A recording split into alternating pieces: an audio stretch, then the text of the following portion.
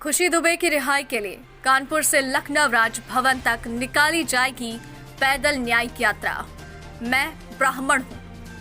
महासभा के राष्ट्रीय अध्यक्ष दुर्गेश मणि त्रिपाठी ने कानपुर जर्नलिस्ट प्रेस क्लब में कॉन्फ्रेंस कर कहा, मैं बिकरू कांड में फर्जी तरीके से फंसाई गई निर्दोष नाबालिग बालिका खुशी दुबे तथा अन्य महिलाओं की रिहाई के लिए 5 जून से मैं ब्राह्मण महासभा के आह्वान पर प्रदेश और देश के हर कोने से राष्ट्रपति महोदय और भारत के मुख्य न्यायाधीश महोदय को पत्र लिख रहा हूं, जिसमें निर्दोष लोगों की रिहाई की मांग की जा रही है तथा जिन प्रशासनिक अधिकारियों और पुलिस कर्मियों ने इनके साथ अत्याचार किया, उनकी जांच सुप्रीम कोर्ट की निगरानी में सीबीआई से कराने की मांग रखी जा रही है।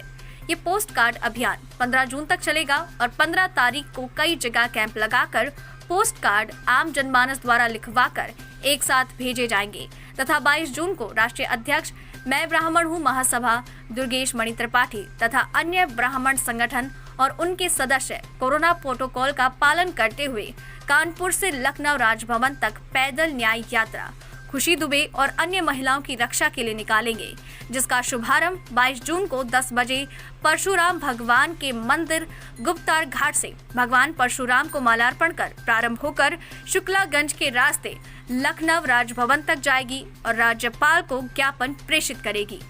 नवभारत समाचार कानपुर से दीपक दीक्षित की रिपोर्ट।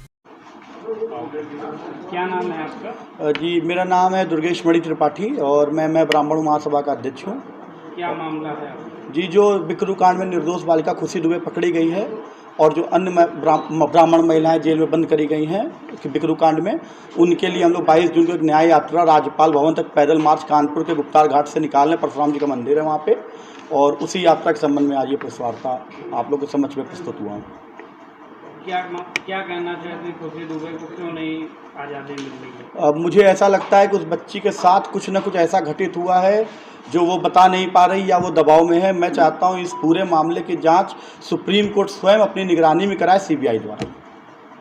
पुलिस की जांच पे आपको भरोसा नहीं है? कोई भरोसा नहीं है, मुझे पुलिस के ऊपर कोई भरोसा नहीं है, क्योंकि अगर हम पुलिस पे हम भरोसा करें तो आप तो देख ही रहे हो, उत्तर प्रदेश की पुलिस का तो खासतौर से मुझे भरोसा नहीं है।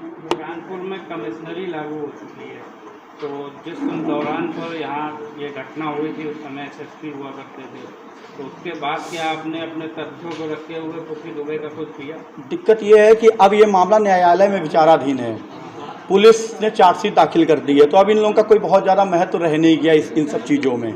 लेकिन तत्कालीन एसएसपी दिनेश कुमार पी साहब ने ये बोला था कि 164 का बयान लेके खुशी का और 159 सीआरपीसी में मैं उसको छोड़ रहा हूँ, क्योंकि उसका कोई दोष साबित नहीं होता है। फिर अचानक से 2 दिन बाद खुशी को जेल भेज दिया जाता है और तमाम घटनाक्रम हो जाते हैं। वो बच्ची जुवेनाइल है। इस देश में आपने निर्भया कांड सुना होगा, वहाँ भी एक जुवेनाइल लड़का पकड़ा गया था, उसको 1 लाख रुपया और सिलाई मशीन और पता नहीं क्या क्या चीज़ें दी गई।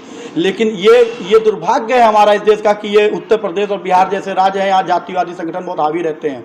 कहीं न कहीं मुझे ये एहसास है कि केवल ब्राह्मण होने के नाते उस बच्ची के साथ ज़्यादा अत्याचार हो रहा है। आपका आरोप ये है कि एसएसपी साहब जो है उन्हें छोड़ना चाह रहे थे जी, लेकिन वो ब्राह्मण है इसलिए उसको जेल भेज दिया। शायद वो, मुझे ऐसा लगता है कि वो एसएसपी ईमानदार थे और कहीं न कहीं ऐसा ये लगता है कि वो भी बेचारे किसी दबाव में आ गए। कुछ ऐसा घटित हुआ उस बच्ची के साथ जो सरकार नहीं चाहती है कि बाहर आए।